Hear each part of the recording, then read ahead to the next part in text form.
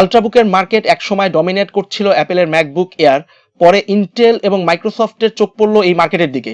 কিন্তু প্রথম দিকে রেজাল্ট এতটা ইমপ্রেসিভ ছিল না, কারণ ইউনিক কিছু করার বদলে ভেন্ডররা সবাই অ্যাপেলকেই ফলো করার চেষ্টা করলো, যেটা ছিল সম্পূর্ণ ভুল পন্থা। কিন্তু মোটামুটিভাবে ভেন্ডররা এখন এটা ধরতে পেরেছে যে ম্যাকবুক এয়ারকে যদি ধরতেই হয় তাহলে ইউনিক কিছু তো করতেই হবে, আবার সেই সাথে ইউজারদের নাগালের মধ্যে নিয়ে আসতে হবে আল্ট্রাবুকের এই মার্কেটকে। এরই ধারাবাহিকতায় আসুস জেনবুক UX303LB, আসুসের তৈরি একটা জবাব অ্যাপেলকে, যে কিভাবে আল্ট্রাবুক তৈরি করতে হয় এবং কিভাবে ইউনিক ডিজাইনের মাধ্যমে র পারফরমেন্স দেওয়া সম্ভব আল্ট্রাবুক থেকে।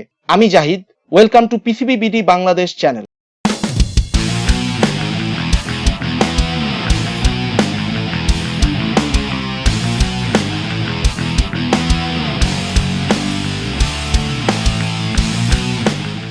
প্রথমে আনবক্সিং থেকেই শুরু করা যাক। 2 লেভেলে প্রোটেক্ট করা এই ল্যাপটপ রাজকীয়ভাবে।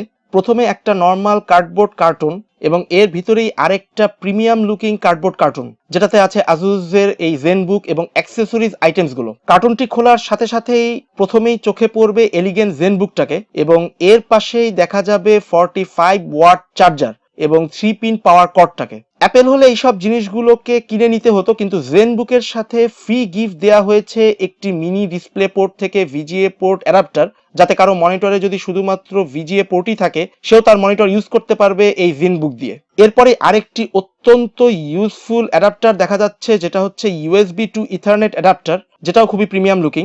উপরের অংশটির নিচেই লুকিয়ে রয়েছে খুবই এলিগেন্ট আর মারাত্মক সুন্দর জেনবুক কভার, এই জেনবুককে প্রোটেক্ট করার জন্য। এরপরে আসুস লেখা একটি কেবল টাই দেখা যাচ্ছে। তাহলে প্যাকেজিং এর মাধ্যমেও এটাই প্রমাণ হলো যে আসুস তাদের জেনবুকের মাধ্যমে আল্ট্রাবুক মার্কেটকে একটা সঠিক ডিরেকশনের দিকেই নিয়ে যাচ্ছে। এখন দেখা যাক এর লুক। একটা অ্যালুমিনিয়াম বডি দেয়া হয়েছে উপরে নিচে দুদিকেই, যেটা রিয়েলি দেখতে প্রিমিয়াম, আর ডিজাইন এবং কালার হচ্ছে ইউনিক। এক কথায় এই জেনবুক কারো হাতে থাকলে আশেপাশে সবাই নোটিস করবে যে আপনার হাতে সুন্দর কিছু একটা আছে, যেটা হয়তো একসময় ম্যাকবুক এয়ারের ব্যাপারেই একমাত্র বলা যেত। এটা 21 mm থিক এবং 1.4 কেজি এর ওজন, অর্থাৎ আল্ট্রাবুকের অন্যতম দুটি ফিচার এটা বহন করছে। একটা যথেষ্ট থিন এবং সেই সাথে যথেষ্ট হালকা, কেননা আল্ট্রাবুক হওয়া সত্ত্বেও যে ধরনের হার্ডওয়্যার এতে দেয়া আছে সেই তুলনায় এর সাইজ এবং ওয়েট যথেষ্ট ইমপ্রেসিভ। এক নজরে স্পেকটাকে দেখা যাক।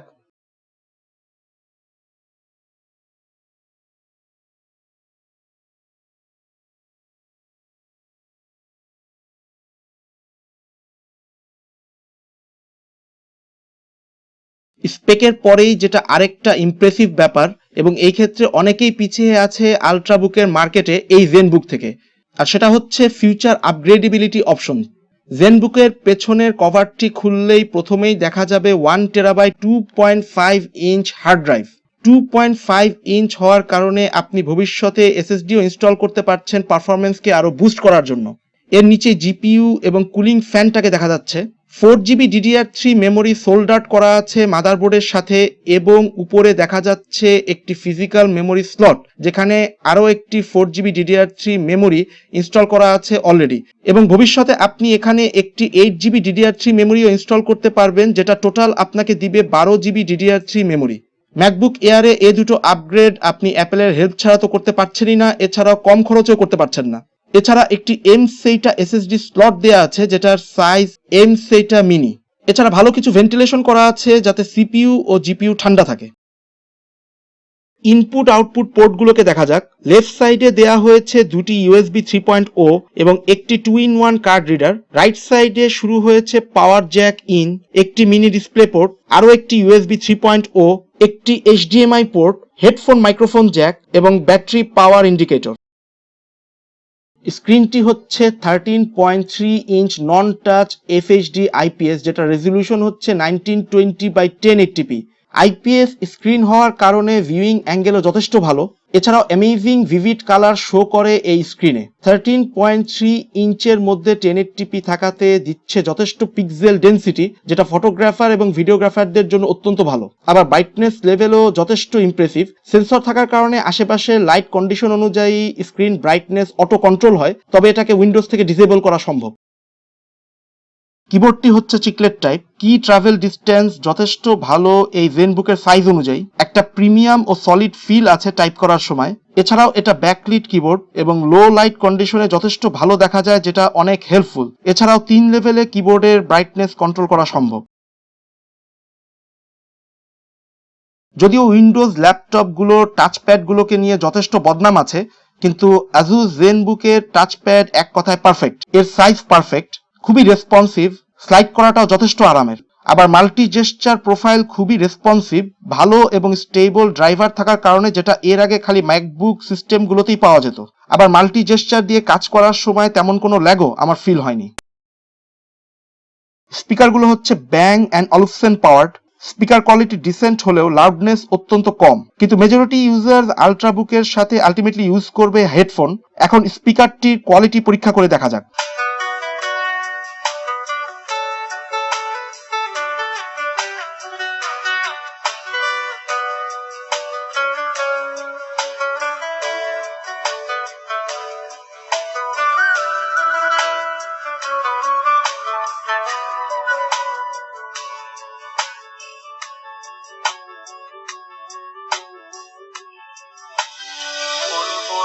আকাশের চাঁদের দেব বলবো না তুমি রাজকন্যা, শুধু জিজ্ঞেস করে দেবে কি পারি হোক যত ঝড় বন্যা।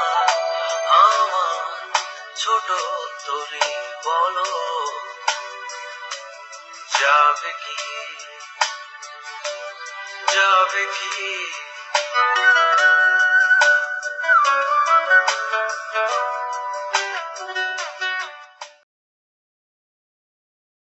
ওয়েব ক্যামটি হচ্ছে 720p। আমি বলবো না যে কোয়ালিটি খুবই ভালো, বাট ওয়েব চ্যাট করার জন্য এই কোয়ালিটি মোর দেন ইনাফ। আর বেশিরভাগ ইউজার তাদের আল্ট্রাবুক ওয়েব ক্যাম ভিডিও চ্যাটিংয়ের জন্য ইউজ করে থাকে নর্মালি। নেটওয়ার্কিং আরেকটা জায়গা যেখানে এই আল্ট্রাবুকের পারফরমেন্স শাইন করে। 802.11 AGN এবং এসি, এবং সেই সাথে ব্লুটুথ 4.0 দেয়া আছে। আবার provided USB to ethernet adapter থাকাটা আরেকটা অসম টাচ নেটওয়ার্কিং এর ক্ষেত্রে। এটা এমন একটা আল্ট্রাবুক যেখানে GTA 5 খুবই ডিসেন্ট ফ্রেম রেটে খেলা সম্ভব। GTA 5 খেলছি আমি ফুল 1920x1080p অর্থাৎ ফুল এইচডি রেজলিউশনে, এবং সমস্ত সেটিংসগুলো লোতে, ভি সিঙ্ক এবং TXAA অফ করা। এভারেজ FPS পাচ্ছি আমি 30 to 35 FPS, যেটা আমি মনে করি এক কথায় ইমপ্রেসিভ, কেননা রেজলিউশন 1080p ফুল। আবার লোয়েস্ট FPS আমি পেয়েছি 20 to 22, এবং হাইয়েস্ট FPS আমি পাচ্ছি 40 to 45 FPS, খুবই ইমপ্রেসিভ। ডিসেন্ট ফ্রেম রেট এবং IPS প্যানেল হওয়াতে খুবই সুন্দর কোয়ালিটিতে গেম প্লে খেলা সম্ভব। আল্ট্রাবুকে আমি GTA 5 খেলতে পারবো এরকম ভালো কোয়ালিটিতে, এটা আগে কখনো আসলে চিন্তাই করতে পারিনি।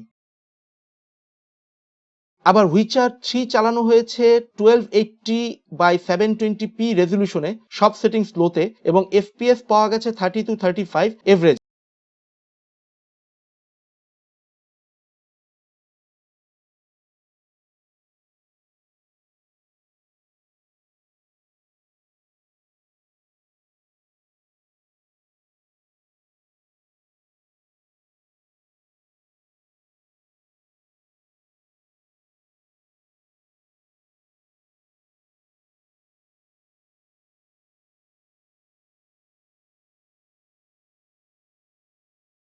আবার শ্যাডো অফ মরডরে পরীক্ষা চালানো হয়েছে 1080p ফুল রেজলিউশনে, সমস্ত সেটিংস হচ্ছে low medium, V sync off অবশ্যই। এই ক্ষেত্রে রেজাল্ট হচ্ছে ইমপ্রেসিভ। এভারেজ ফ্রেম রেট পাওয়া যাচ্ছে 27 থেকে 32 FPS, তবে সব সেটিংস লো দিলে FPS আরো বাড়বে। লো মিডিয়াম সেটিংসেও এই গেম যথেষ্ট প্লেয়েবল আমার মতে। সুতরাং পারফরমেন্সের ব্যাপারে ফাইনালি এটাই বলা যায় যে বাজারে অন্যান্য যে কোনো আল্ট্রাবুক থেকে এর পারফরমেন্স যথেষ্ট ইমপ্রেসিভ। অনেক ক্ষেত্রে ল্যাপটপের পাওয়ারের সাথেও এই জেনবুকের তুলনা করা যায়। সবার সুবিধার জন্য SSD ইনস্টল করে একটা বেঞ্চমার্কিং চালানো হয়েছে, যাতে সবাই বুঝতে পারে SSD ইনস্টল করে কতটুকু পারফরমেন্স আনা সম্ভব। রেজাল্টগুলো আপনাদের চোখের সামনে।